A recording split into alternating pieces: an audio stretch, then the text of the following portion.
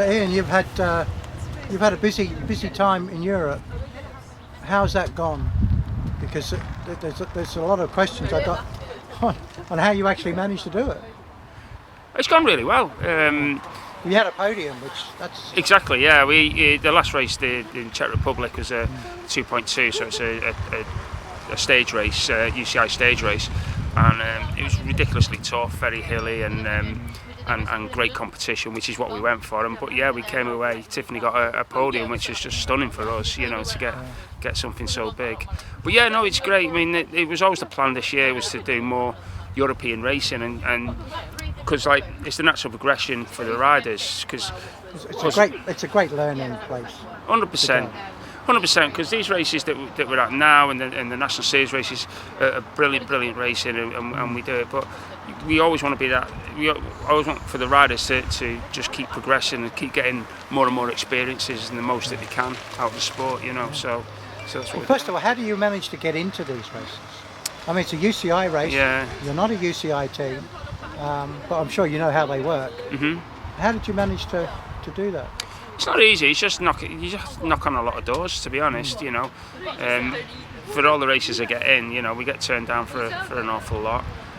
Quite often we get late entries. We were lucky with the Czech Republic. We got accepted for that over the winter, so that was good. So we could put that into the plan.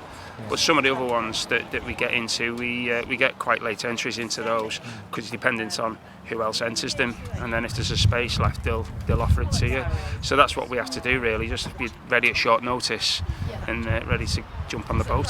I'm guessing for you and the girls and everyone in the team, it's a big adventure. Oh, 100%, yeah. I mean, we're all learning. I'm learning. They're learning. It's a massive adventure. I guess on a trip like that, there's always going to be things popping up which are challenging.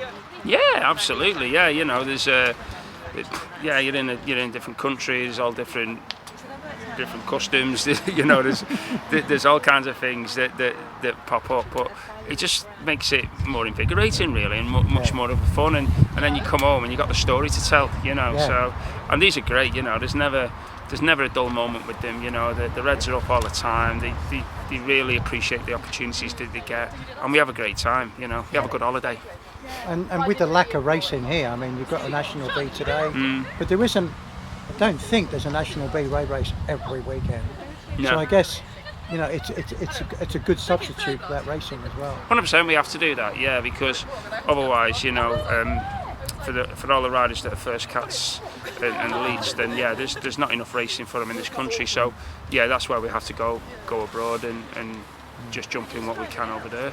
Now I've heard some stories from someone who has a daughter who races, who took to Europe, had all sorts of issues with Brexit. Oh yeah.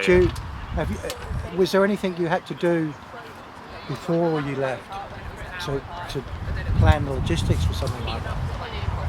Not really. It's hit and miss by sound of it. Yeah, because I think it's. Dare to say, it seems to have quietened down a bit, that bit with the red tape.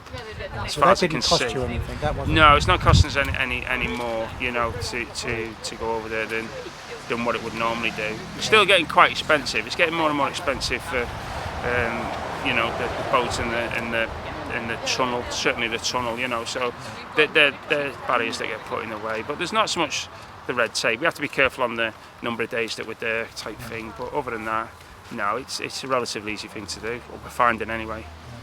And I guess finally, with the Nationals coming up, that must be it's a great thing to have that experience with the girls.